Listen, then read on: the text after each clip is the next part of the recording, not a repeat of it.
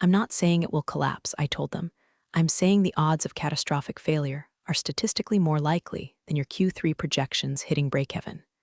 Silence. The kind that hums in your ears. The kind that gets you fired. I had just spent 3 months building the model. 11 years of my life spent refining a system so tight it could predict internal fraud 2 quarters ahead of the auditors.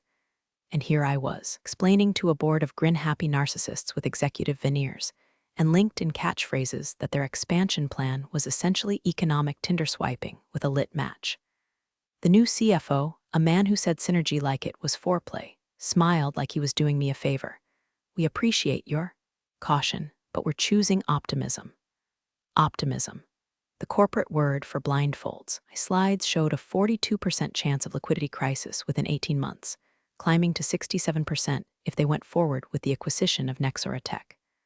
A company with 2 shell subsidiaries, inflated assets, and a CEO with a sealed indictment from 2014. But sure, bad vibes was the problem. Not the flaming financial dumpster I'd gift-wrapped in a color-coded PDF. You've always had a knack for, spotting doom, said Sarah from Investor Relations, not meeting my eye. But the board feels that kind of mindset no longer aligns with the company culture we're cultivating. Translation: you're not delusional enough to play pretend with us anymore. They didn't want models. They wanted magic tricks. And when I didn't pull a rabbit out of my spreadsheet, I became the liability. If you're still here listening, hey, quick thing. 95% of people watching this channel haven't subscribed. I'm trying to hit my first 10,000 subscribers. So if you're vibing with the story, tap that button. It's free, and you'll help me keep exposing the kind of insanity companies usually bury under HR memos and press releases. Anyway, I left the boardroom with my jaw clenched so tight I could taste copper. 11 years. 2 crises averted. 1 scandal quietly mitigated in 2017 that could have tanked the stock. And now I was too negative. Wasn't escorted out. That would have made it real. No, they gave me a soft-lobbed NDA with a severance package dressed up like a favor, and a condescending thank you for your service that made my spine itch. And as I packed my office in that quiet, humming panic state you get when adrenaline hasn't figured out what to do with itself yet, I opened one last file. A policy. Obscure. Buried. Legal but arcane. The Corporate Catastrophe Coverage Actuary Fund, created in 2015. Originally meant to insure the board in the event of collapse or hostile acquisition fallout. Created by me. I stared at the name on the beneficiary line for exactly 3 seconds. Then I changed it. From Corporate Leadership Group Trust to Sole Named Individual, my full name, no drama. No passwords hacked. No cloak and dagger. Just one overlooked clause, signed off years ago by a now-retired CFO who couldn't tell a black swan from a mallard duck. They wanted growth. Well, I just insured their damn funeral. The new CEO wore sneakers to the boardroom. Not the cool kind either. These were the $900 ones that looked like orthopedic mistakes dipped in cocaine. His handshake was soft, his watch was loud, and his first words to me were, "You've built quite the legacy here." I knew then I was dead meat. Used phrases like fresh eyes, lean optimism, and cultural rebrand with the precision of a guillotine wrapped in a TED talk. I sat there, spine locked, nodding like a bobblehead at a funeral, waiting for the blade. "We're grateful for your dedication, truly," he smiled like a dentist right before drilling a nerve. "But we feel your energy isn't aligned with where we're headed as a company." Which is startup speak for, you kill our buzz, and that's a firing offense now. I looked around the room. Not a single eye met mine. Sarah from IR faked a sudden interest in her water bottle. The CTO tapped something on his iPad like he just remembered a Candy Crush emergency. And then came HR, gliding in with a manila folder like a hospice nurse. Inside, a severance agreement, an NDA, and a 2-sentence letter thanking me for modeling excellence in risk governance. I wanted to laugh. Instead, asked if I could use the conference room for a few minutes alone. The new CEO gave me that tech bro smirk that says, of course, we're still human, right before he lets the door shut with a click that sounds an awful lot like goodbye. I sat in that sterile coffin of a room and pulled up the policy file. Corporate Catastrophe, Coverage Catastrophic Risk Scenario Protocol, Clause 9C. It was one of the last artifacts from when I had real power, not just influence, but the actual pen in my hand. It was buried behind 3 login portals, 2 authentication codes, and 1 long-forgotten compliance system that only I remembered how to navigate. The original beneficiary was listed as a trust fund for executive preservation and continuity, a noble idea at the time. If the company went down in flames, that fund would have been a parachute for the ones holding the matches. But today, I made an edit. Just one line, one name, one redirect. The system pinged a warning: this change will require updated authorization signature. I typed in my credentials. Access granted. The change was silent. No alarms, no confirmation email. Just a line of code flicked from survival to revenge, or maybe justice. The difference felt paper-thin. I signed the NDA, took the check, shook the HR director's clammy hand, like I wasn't imagining her desk, engulfed in metaphorical flames 2 quarters from now. As I stepped into the hallway, the fluorescent lights buzzed like dying hornets. My box of belongings felt lighter than it should have. 11 years gone. My name already erased from the staff directory. But deep in the bowels of their infrastructure, under the layers of forgotten legalese and deprecated systems, my fingerprint remained. One clause, one name, one final risk assessment, filed, signed, sealed. They hadn't just fired a risk officer. They'd fired the last person who remembered which wires were connected to the detonator. 6 weeks after they cut me loose, the company announced the Nexora tech acquisition with all the grace of a toddler juggling chainsaws. The press release was soaked in buzzwords: transformational, disruptive, synergistic value creation. Not a single line about the 2 open SEC complaints I'd flagged in my final report, because of course, that report was quietly deleted the moment I walked out the door. They threw a champagne mixer on the rooftop. Someone from marketing live-streamed it with the hashtag #NewEraGrowth. I watched from my couch with a glass of $18 Cabernet and a face like stone. The very next morning, I got the first message. It was from Miguel in vendor compliance. Just 4 words: did you flag Nexora? I didn't reply right away. I let him sit in it. Let the silence say what HR never let me print on paper. The second message came 2 hours later. Kelly, junior risk analyst, bless her caffeinated soul. They're pushing 3 vendor approvals through without full audit. Legal says it's in process, but nothing's actually filed. Am I crazy? I texted back 2 words: document everything. And just like that, damn cracked. By the end of the week, I had 7 different ex-colleagues sending me breadcrumbs from the imploding pastry they still called a company. One forwarded a purchase agreement, missing key indemnity clauses. Another sent screenshots from a Slack thread where the CTO admitted he hadn't reviewed the source code of the innovative platform Nexora claimed was proprietary, which was actually a white-labeled mess written in PHP 5.6 and duct tape. The board, meanwhile, announced layoffs. Not in sales, not in marketing. No, they axed 2/3 of internal audit, froze hiring for compliance, and put a strategic pause on all data security initiatives. We're streamlining, the CEO said during the town hall livestream, wearing a hoodie that cost more than my severance check. We're shifting to an agile model. Less red tape, more action. Translation: we're running with scissors now, faster. And yet all I felt was calm, not joy, not even glee.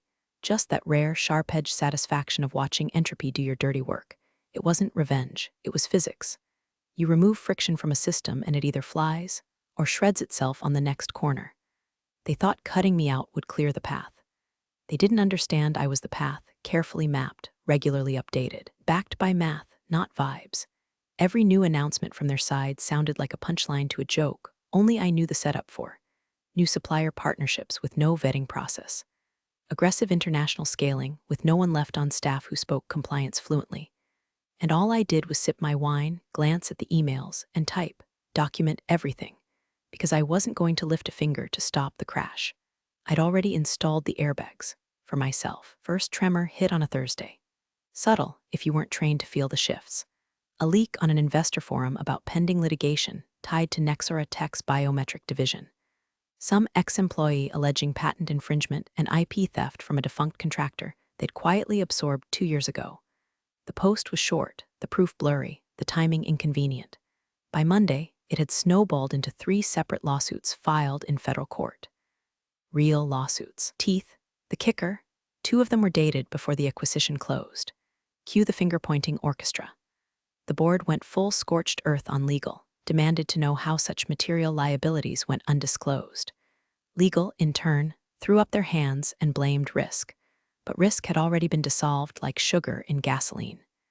Kelly, poor thing, forwarded me a redacted copy of the internal memo. There's no standing internal documentation on Nexora Tech's litigation exposure prior to closing. It read, followed by a note in the margins. This should have been escalated by risk management. She added a one-line message. They're trying to resurrect your ghost.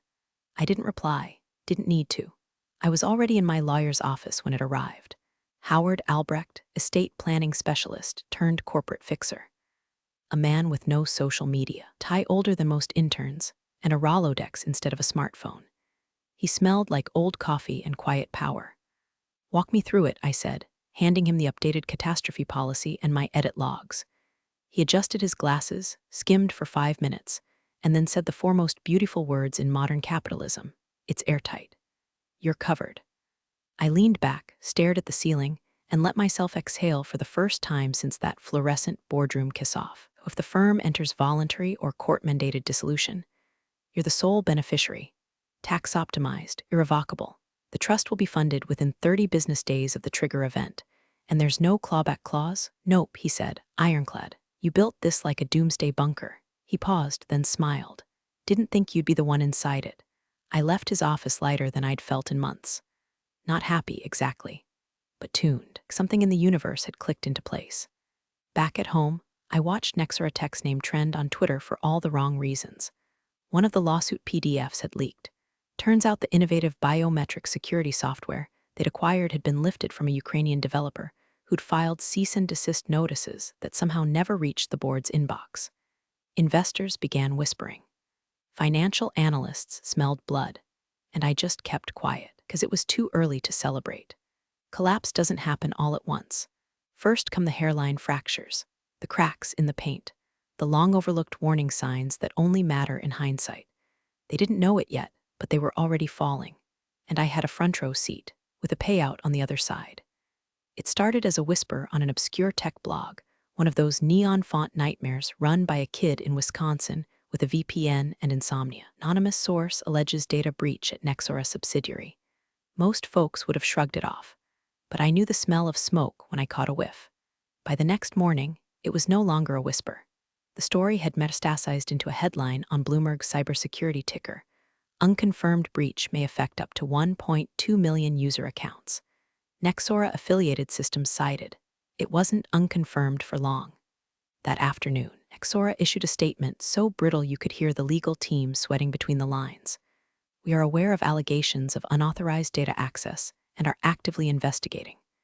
Translation: we've lost control of the narrative and possibly the server room. I poured myself a glass of wine, another cab, older, bolder, and opened my archived emails. Searched for the phrase I remembered too well: high risk, vendor API gateway audit incomplete. There it was. It had 3 weeks before they walked me out. Sent to the entire executive IT chain and CC'd to legal. Marked unread by 3 recipients. Ignored by all. The vulnerability was obvious, even then. An outdated API call sitting wide open between their cloud database, and a third-party mobile app platform Nexora had rushed to integrate for user acquisition. I'd flagged it, documented it, escalated it, deleted the department before they fixed the hole. Now it was bleeding in public. The regulators showed up 2 days later.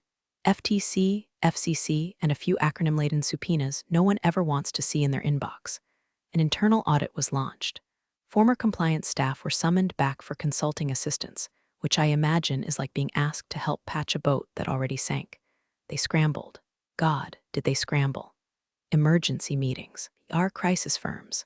Overnight code freezes.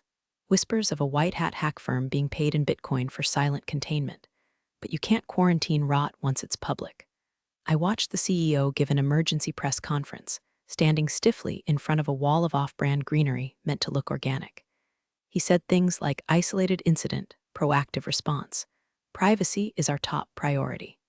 All while I sipped my wine, legs crossed, whispered at the screen, you were warned. The bitter part wasn't just that I'd been right. It was that they knew I was right. Somewhere, buried under their corporate arrogance and PowerPoint euphoria, they knew. That's why they never responded. Silence is cheaper than admitting you ignored the fire alarm. Kelly texted me that night. Do you think they even read your email? I stared at the message, thought about it, then typed, doesn't matter. The fire doesn't care who ignored the map. I didn't feel joy. I didn't feel triumphant. Just vindicated and tired. Because being right doesn't heal what they tried to erase. Being right doesn't reverse 11 years of work reduced to a single line item on a severance spreadsheet. But it does buy wine. And when the payout hits, it'll buy silence too. The leak dropped at 7:42 a.m. on a Tuesday, always a Tuesday. Bad News has a fetish for midweek. Whistleblower account on Mastodon, of all places, posted a ZIP file titled, Red Flags Buried, Internal Risk Warnings Ignored by Nexora Leadership. Within an hour, the file had been mirrored on Reddit, Telegram, and even some obscure Austrian server disguised as a vegan cooking blog. By 9 a.m., it hit CNBC. By noon, stock tickers were bleeding red like a crime scene. Inside the leak, emails, real ones, timestamps, metadata, receipts, one from the CTO, were pushing through regardless. We can't afford another delay just because risk flagged another boogaman. Another from the CEO, my personal favorite. She's always forecasting doom. That's her thing. The models aren't gospel. He was referring to me, directly, with the casual disdain of a man who never read beyond the executive summary. More emails followed. One showing a vendor flagged for bribery in Latin America, another referencing the exact vulnerability that led to the data breach, acknowledged, dismissed, and buried under a smiley face emoji and a wheel circle back. No one was circling back now. The market took one look and panicked. The stock price plummeted 19% by end of day. Hedge funds began offloading. Retail investors flooded Twitter with threats of class action. Someone on Discord made a Nexora death pool, betting on which exec would resign first. Eagle firms were circling like crows at a roadside carcass. And me? I was having my second espresso, seated comfortably at a cafe 3 time zones away, reading the coverage like Sunday comics. At 3:14 p.m., my phone buzzed. Unknown number. I let it ring out. Seconds later, a voicemail came in. I played it on speaker, already knowing the voice. Board member #2, Jeffrey, if I recall correctly. Sounded like he hadn't slept since the SEC knocked. Listen, this is off the record, okay? We're trying to assess exposure, maybe walk some of this back. I was hoping you'd be willing to consult. Just informally, no strings. We're open to terms. I smiled. Not the gloating kind. The kind you wear when a chess game ends exactly the way you mapped it 6 moves ago. I forwarded the voicemail to Howard, my lawyer, with a single note, handle it. No response, because I didn't need to respond. Didn't need to raise my voice, send another memo, write another report they'd ignore. Reality was screaming now, shredding their balance sheets, setting fire to their quarterly projections, screaming louder than I ever could. There's a silence that comes with power, not fear, not anger, just command, and I was swimming in it. Calm, untouchable. I ordered a lemon tart and scrolled through the growing list of executive sabbaticals being announced in real time. Funny thing about sabbaticals, one ever comes back from them when the house is burning. The email hit my inbox at 6:12 a.m. Subject line in all caps. Notice of beneficiary activation, corporate catastrophe coverage policy, 9C. I read it twice before taking a breath. Third time, I laughed. Not a full laugh, something quieter, more shocked than amused. The kind of laugh that escapes when reality does exactly what you warned it would, but still somehow manages to surprise you. Attached was a formal trigger notification. The terms had been met. Insolvency risk level breached material litigation, pending major client contract terminated with cause. The third bullet point was the nail in the coffin. Hatherton Labs, their golden goose, their biggest account, the client whose logo was framed in the lobby, had pulled out. Not just pulled out. Sued. Breach of contract. Failure to secure proprietary data. Gross negligence during the Nexora tech integration. It was a 22-page filing and a public announcement that lit the investor forums on fire. Inside sources said Hatherton's lawyers had been sitting on the lawsuit for 2 weeks, waiting for the perfect moment to swing the axe, timing it for maximum PR damage. Cold-blooded, beautiful. Cash flow froze by Friday. Payroll bounced for 2 satellite offices. By Monday, for 40% of the staff had received position discontinued notices via auto-generated HR emails, some of them while still logged into morning stand-ups. The emergency board meeting that followed, according to a friend who hadn't yet been axed, devolved into a full-blown feeding frenzy. They were screaming, she wrote in a signal message. Like, actual screaming. One of them threatened litigation against another board member. CFO tried to resign mid-Zoom, and his connection conveniently dropped. Meanwhile, I was on my balcony, barefoot, watching the sunrise crawl over the buildings. The payout confirmation was a PDF, signed and notarized. My name in bold under the words, Primary Individual Beneficiary Policy, 9C Disbursement Schedule, enclosed 8 figures. Already wired. A trust I'd built 5 years ago now fully activated, shielded, tax-protected, inviolable under Delaware code. It didn't feel like revenge. It felt like completion. They hadn't listened when I warned them about internal decay. They hadn't blinked when I handed them math, wrapped in logic, trimmed with mitigation strategies. They smiled and slid me out the door. And now they were sliding into courtrooms, into bankruptcy hearings, into reputation oblivion. A part of me still didn't believe it. After all those years trying to keep the company alive, I never expected to be the one signing its death certificate, pen in one hand, wine in the other. Another message from Kelly popped up. They're saying no one knew about the policy. I smiled, then typed back, funny. I briefed them in 2016. Slide 14. No response. Just the quiet. The kind that follows collapse, and the kind that comes before a rebirth, yours, not theirs. Bankruptcy filing landed on a Wednesday, because of course it did. Midweek ruin has a rhythm. Chapter 11, full restructure. Creditors snarling. Vendors howling for overdue payments. Employees blindsided mid-pay period with locked logins and zero guidance. Nexora Tech's name was buried somewhere in the stack of court documents like a bloodstain no one could scrub out. The news hit fast. CNN Business ran a somber headline. Former industry giant crumbles amid scandal, lawsuits, and ignored warnings. Bloomberg went for throatier. They called her a pessimist. Now she's the only one paid. They didn't name me directly, not yet, but every piece danced around it. Former risk executive warned of vulnerabilities months before the data breach.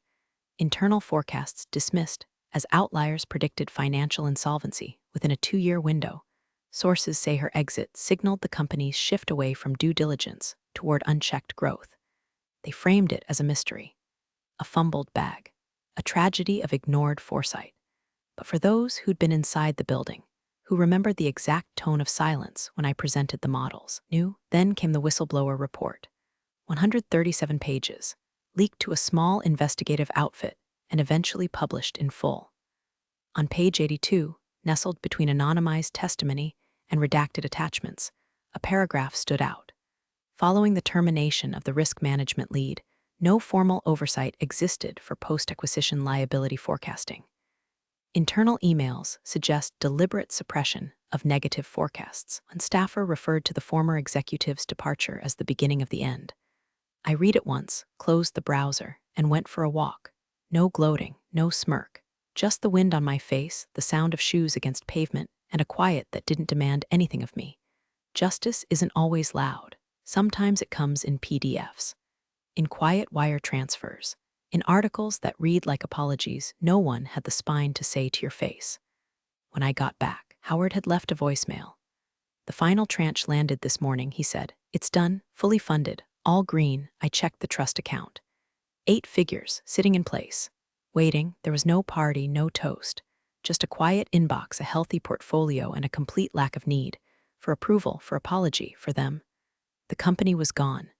Scattered across filings and asset sales, emails subpoenaed, reputations scorched and silently updated on LinkedIn with euphemisms like consulting sabbatical and seeking new opportunities. And me, I was no longer seeking anything. I'd done my job, warned them, modeled every risk, flagged every threat, charted every iceberg. They sailed into it anyway. Now they lived in the wreckage. And I, finally, lived beyond it. I posted it on a Thursday. Not on LinkedIn, that place is too plastic. Who drenched in false gratitude and humble brags about working 80-hour weeks for coffee coupons. No, I posted it where people still whispered the truth.